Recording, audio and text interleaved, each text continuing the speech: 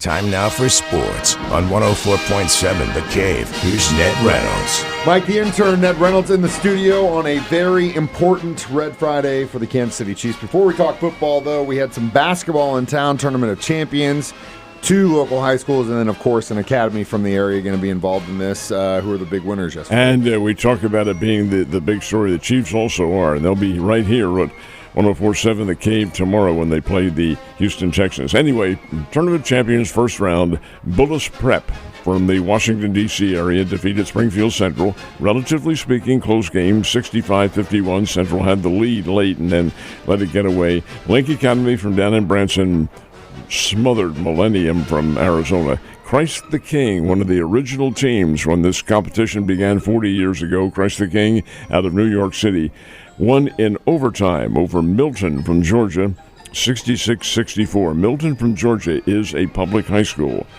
Milton is a many-time Georgia State champion, and they're very good, but Christ the King is too. And then Oak Ridge from Florida stuffed Springfield Parkview in the final game. More games coming up. Starts at 4:30 this afternoon over at the Great Southern Bank Arena, then concludes with 4 games tomorrow, although tomorrow's session begins at 2:30.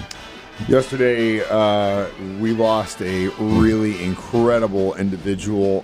If I had gone the route you went, if I was going to have been a sports reporter, I would have probably tried my hardest to get as close to this guy as I could, because I love the way he called games, but more importantly, I love the character Harry Doyle from Major League. I think the way that is one of the best versions, I think, of sports announcers. And of course, this was all the stuff that he did after he had an incredible baseball career. Just a bit outside. Yeah. Guy was, and then he goes on. He's half stewed. Yeah, he and that's.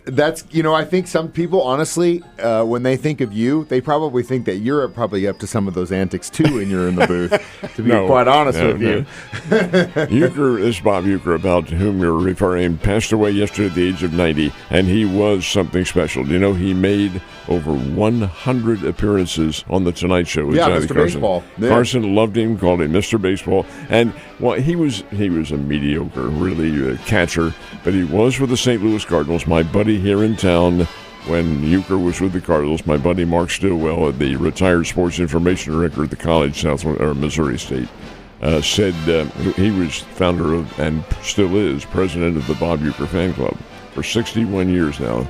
And it's great to, anytime we went to see the Milwaukee Brewers play, he'd always go up in the booth, and Uecker knew him very well. Anyway, that's beside the point.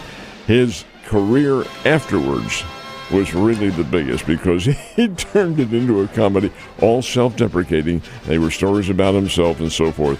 But I thought what was so symbolic of Bob Uecker and his impact at his tombstone after they laid him to rest yesterday is an unopened beer can, and it says, "This must be the front row," and which was his absolute logo.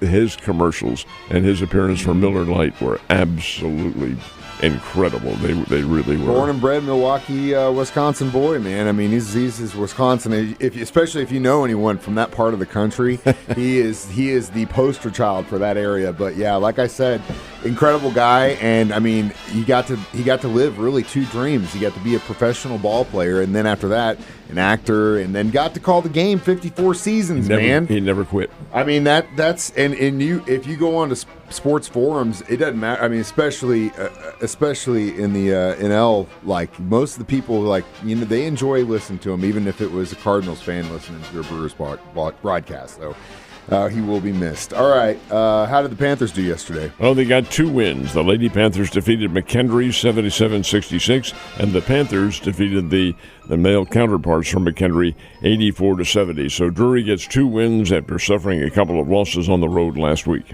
So before we talk about football, let's talk about some golf. The golf is back on the United States mainland, and they're playing California, and you're saying, oh, horrors. How are they getting through that?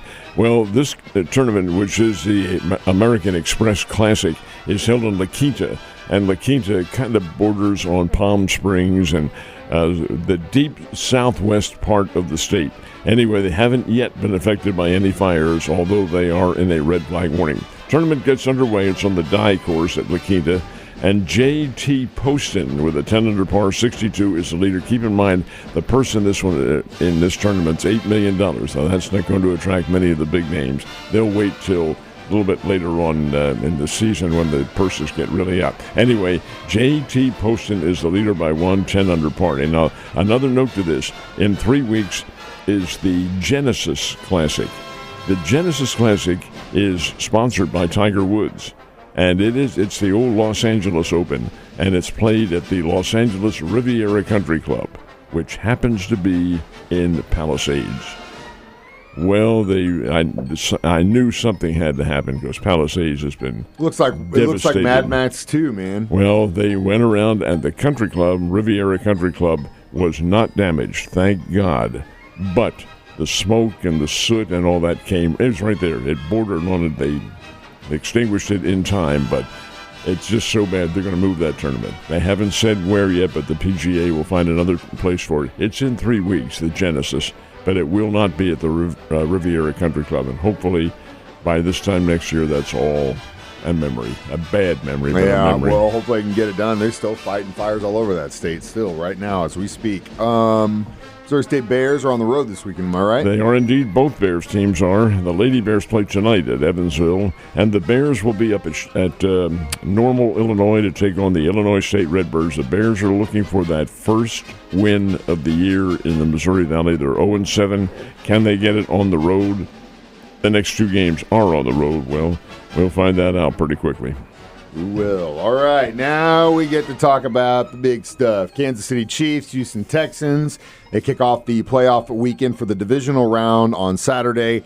3:30 start, but Ned and Joe and the B team are going to get things rolling at 1. We will be here at 1 o'clock. We'll have an hour on the air, and then the Chiefs Network pregame show begins at 2. At least, Mike, I'm assuming it does, because these playoffs and the Super Bowl are all on different networks, but I think we get involved in that. The circumstances is Ned Talk will be at 1 to 2 tomorrow afternoon. The Chiefs game will be, well, the broadcast will begin at 3 o'clock. The game begins about 3:30. And Kansas City's a big favorite. They're 8-point pick. They played the Houston Texans about 3 or 4 weeks ago up at Arrowhead, beat them by 8 points, and I think Kansas City wins this one again. But I want you to listen, if you will, to Ned Talk at 1 o'clock tomorrow afternoon. Great show. The guys do a great job kicking off the broadcast, and yeah, nothing's guaranteed in the NFL, so let's hope and give the Chiefs as much as we possibly can. And you are right. Even after this one will be the Mitch broadcast as per NFL rules. If the Chiefs do win, we will host the AFC Championship game on the station, but it'll be the Westwood One broadcast.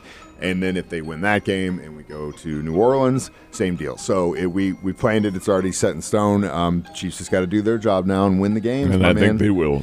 Hope you're right, buddy. You have a great weekend, and go Chiefs.